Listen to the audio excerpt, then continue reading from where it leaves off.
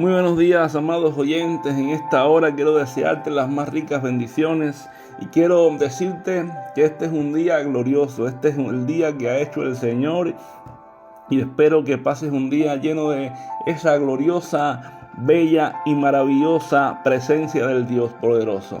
Y quiero traerte una reflexión titulada La importancia de una vida centrada en la Escritura. ¿Por qué, hermano? Porque hoy más que nunca estamos rodeados de voces que compiten por nuestra atención y lealtad. En medio de todo este ruido que vemos diariamente, siempre nos surge una pregunta crucial. ¿Y cuál es la pregunta que muchas veces surge en nuestras mentes, en la mente de aquellos aún que no conocen a Dios? ¿Dónde encontramos una brújula moral? ¿Dónde encontramos una brújula espiritual que nos guíe? La respuesta siempre va a ser la siguiente.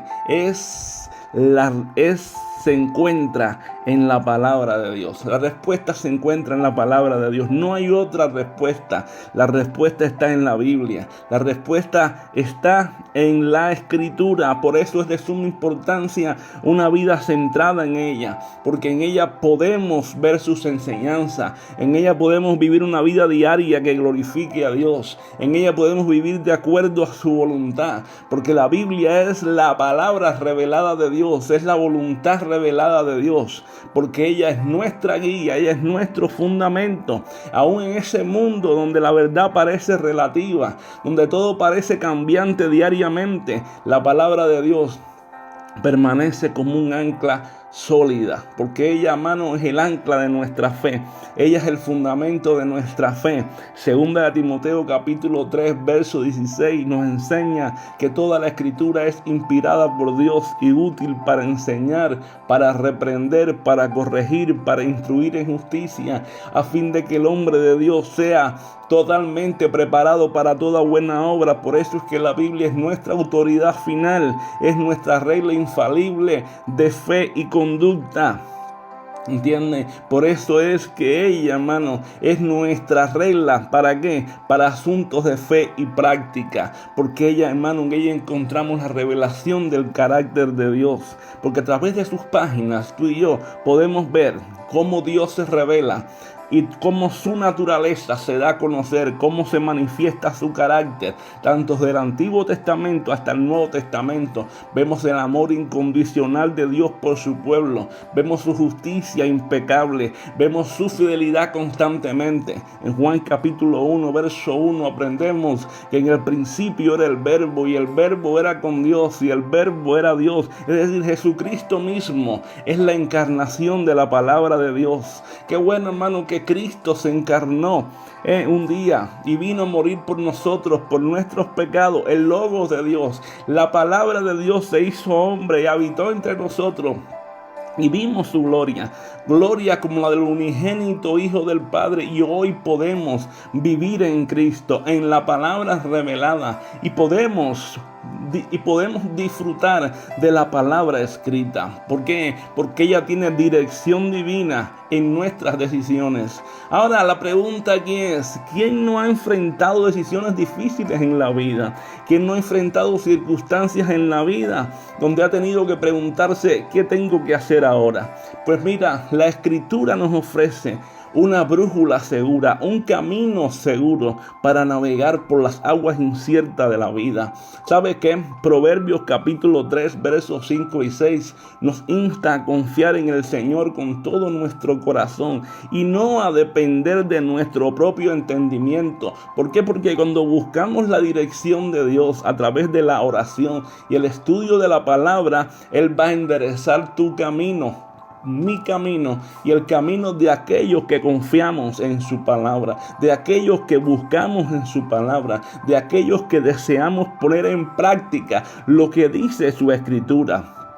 ¿Por qué razón? Porque cuando vamos a la palabra, cuando vamos a la Biblia, cuando leemos la Biblia, cuando ponemos en práctica la Biblia, vamos a hallar fortaleza en la adversidad. Porque todos, hermanos, hemos experimentado momentos de prueba, momentos de circunstancias adversas, momentos de tribulación en nuestra vida. Sin embargo, en medio de las tormentas de ella, la palabra de Dios es nuestra roca, es nuestro refugio. El Salmo Salmo 18:2 declara: Jehová, roca mía, castillo mío, mi libertador, Dios mío, fortaleza mía, en él confiaré, mi escudo y la fortaleza de mi salvación, mi alto refugio. Qué bueno, hermano, que tú y yo tenemos un alto refugio, que tenemos una roca, que tenemos el castillo que es Dios mismo, es su palabra. Tenemos esa palabra revelada para que podamos ir a ella y apoyarnos a ella en tiempos de circunstancias adversas. Pero aún, hermano, cuando no haya circunstancia, aún cuando todo parezca bien, ahí tú y yo tenemos que diariamente escudriñar las escrituras, como el mismo Señor dejó dicho para enseñanza nuestra: escudriñar las escrituras, porque en ellos parecéis que tenéis la vida eterna, y ellas son las que dan testimonio de mí. ¿Por qué razón? Porque ellas nos traen transformación personal por el poder de ellas, porque en la palabra hay poder, en la Biblia hay poder, porque las escrituras, hermano, tienen el poder para transformar nuestros corazones, tienen el poder para transformar nuestras mentes. Por eso el apóstol Pablo en Romanos 12:2 nos insta a no conformarnos con los patrones de este mundo, sino a ser transformados mediante la renovación de nuestra mente. ¿Por qué? Porque a medida que nos sumergimos en la verdad de la Biblia, ¿qué pasa? Somos cambiados a la imagen de Cristo. Y eso es fundamental, que nosotros, hermanos, nos sumerjamos en la Escritura y dejemos que la palabra nos transforme mediante la renovación diaria del entendimiento. Qué bueno, hermano, porque Efesios capítulo 4, verso 22 al 25, también nos insta y nos dice: en cuanto a la pasada manera de vivir, despójense del viejo hombre que está viciado conforme a los deseos engañosos de la carne, y renovaos como en el espíritu de vuestra mente. Qué bueno que tú y yo podemos diariamente ir a la palabra del Señor y despojarnos de ese viejo hombre y transformarnos por medio de la escritura en el espíritu de nuestra mente, conforme a lo que la palabra dice, conforme a la voluntad de Dios, conforme al pensamiento de Dios, y vestirnos del nuevo hombre creado según Dios, en la justicia y la santidad de la verdad. Por eso podemos desechar la mentira, hablar verdad los unos con los otros. ¿Por qué? Porque somos miembros del cuerpo de Cristo, y sabes que cuando estamos en la palabra, nosotros vamos a ser renovados diariamente en ese espíritu de nuestra mente. ¿Por qué? Porque vamos a estar aplicando los principios bíblicos a nuestra vida diaria. Vamos a estar aplicando el mandamiento más importante que Jesús nos dejó, que fue el amar a Dios sobre todas las cosas y amar a nuestro prójimo como a nosotros mismos. Y esto implica ¿qué? Implica no sentir implica no solamente sentir compasión por los necesitados, sino también actuar en consecuencia, mostrando amor y bondad. ¿A quién? En todas nuestras interacciones, es decir, aquellos que te rodean, aquellos que también aún son tus enemigos, también tú les vas a amar, también tú les vas a perdonar, también tú les vas a extender tu mano. ¿Por qué? Porque la Biblia nos manda que amar a Dios sobre todas las cosas y a nuestro prójimo como a nosotros mismos. Porque la palabra, hermano, cuando tú y yo estudiamos la palabra, vivimos en la palabra, vamos a ser personas íntegras y honestas. ¿Por qué? Porque el mundo hoy, hermano, en el cual tú y yo vivimos, es un mundo lleno de engaños, un mundo lleno de corrupción. Pero los cristianos, nosotros, el pueblo de Dios, estamos llamados a vivir vidas de integridad, vidas de honestidad. Proverbios capítulo 11, verso 3 nos recuerda que la integridad de los rectos los encaminará. Pero dice: pero destruirá a los pecadores la perversidad de ellos.